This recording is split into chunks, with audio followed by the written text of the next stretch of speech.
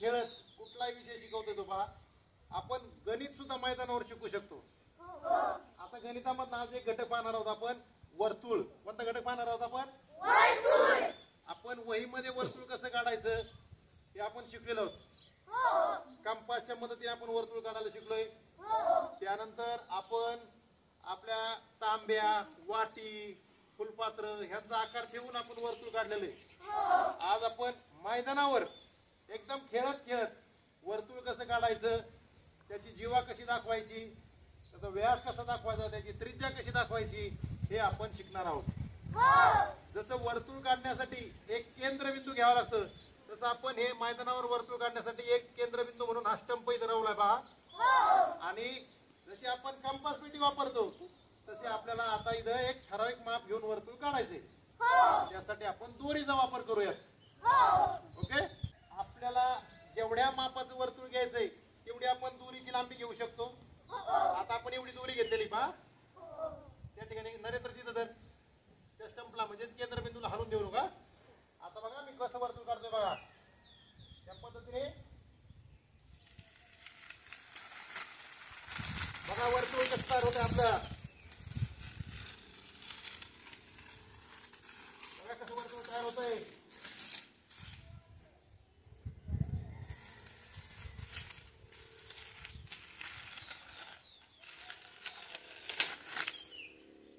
अशा पद्धतीने आपलं वर्तुळ तयार झालं. चला आता या वर्तुळावर उभा राहा. वेगवेगळ्या परांनी सगळ्या असं गोल करून उभा राहा. चला इकडे या काही जण. आता आपण या दोरीच्या आणि स्टंपच्या मदतीने या मैदानावर वर्तुळ काढलं. बरोबर.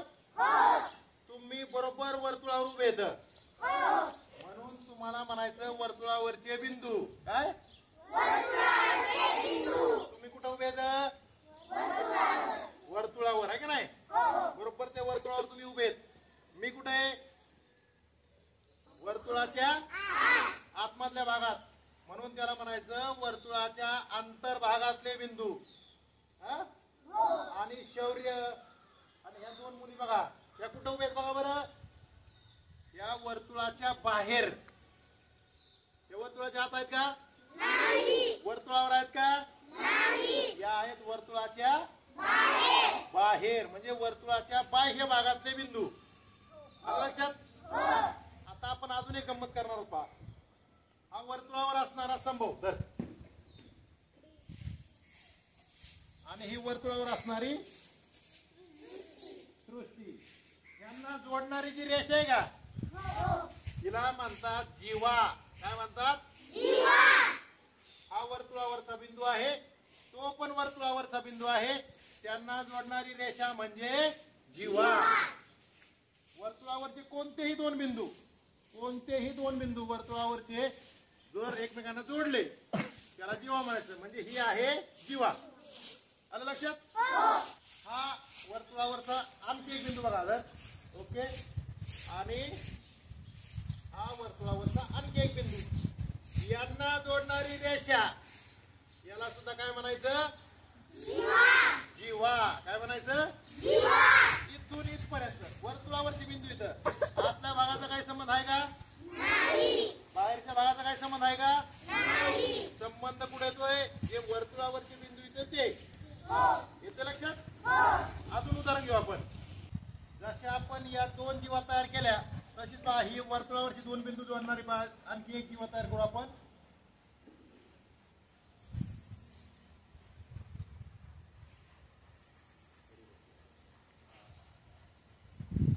वर्तुळावरचे दोन बिंदू जोडणारे अजून एक जीवा काढले आपण. बघा आता सध्या आपण तीन जीवा काढलेले आहेत बघा. तिकडे एक आहे, इथे एक आहे, इथे एक आहे का नाही?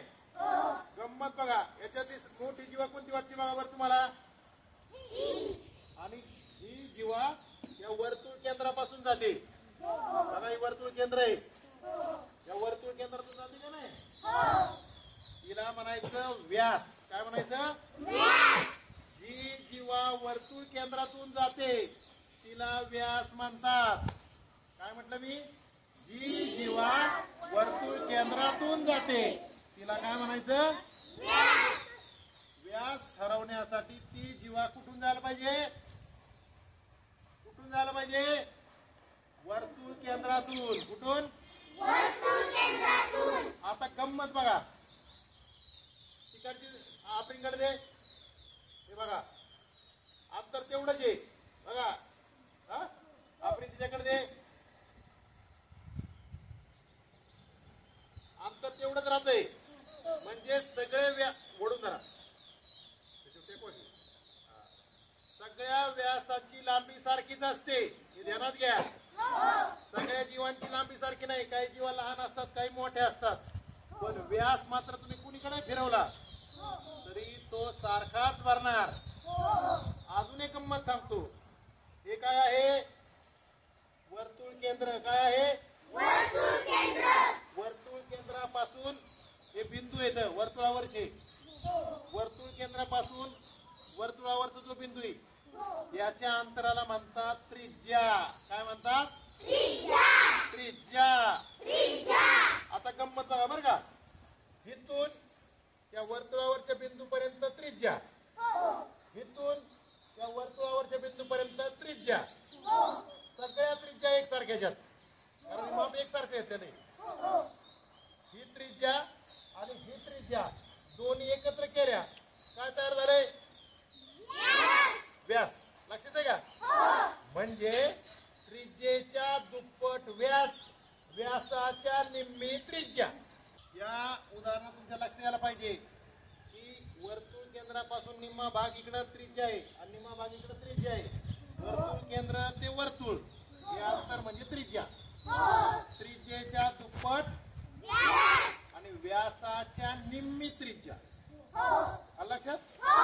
आता बघा, आता आपण एक खेळ खेळू, बघू आपण आता शिकवलेलं तुम्हाला समजलं की नाही समजलं. ओके,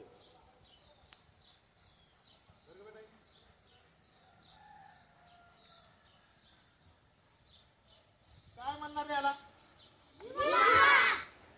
का बरं, मी उत्तर दिलं ते एकदम बरोबर दिले. जीवा, वर्तुळावरचे दोन बिंदू जोडलेले, वर्तुळावरचे दोन बिंदू जोडले की त्याला काय म्हणतात, लक्षात. ओके, आता आपण वर्तुळ केंद्रापासून बांधले पहा आणि वर्तुळावरच्या बिंदू पर्यंत आहे बघा. आता वर्तुळावरचा बिंदू ते वर्तुळ केंद्र याला काय म्हणणार, काय म्हणणार, त्रिज्या. आलं लक्षात. ओके, आता आपण अजून एक उदाहरण पाहूयात.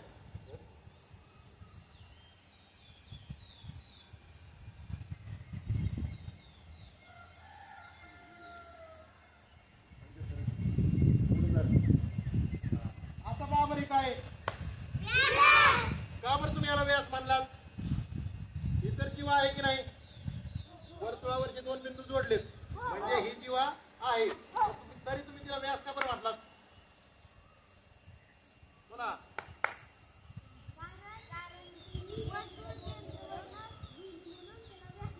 या बस एकदम बरोबर सांगितलं नरेंद्रनी. काय म्हणला तो, कारण ती वर्तुळ केंद्रातून गेलेली आहे म्हणून तिला व्यास म्हणतात. लक्षात घ्या, आपण शिकलो जी जीवा वर्तुळ केंद्रातून जाते तिला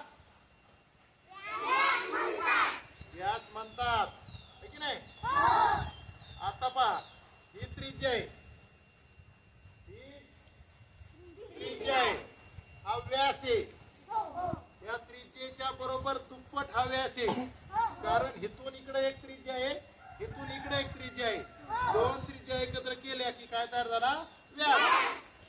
आता आपण त्रिज्या कशाला म्हणतात, व्यास कशाला म्हणतात, जीवा कशाला म्हणतात, मैदानावर वर्तुळ कसं काढतात हे शिकलोय. तुम्ही घरी सुद्धा असा खेळ खेळू शकता. ओके, समजलं.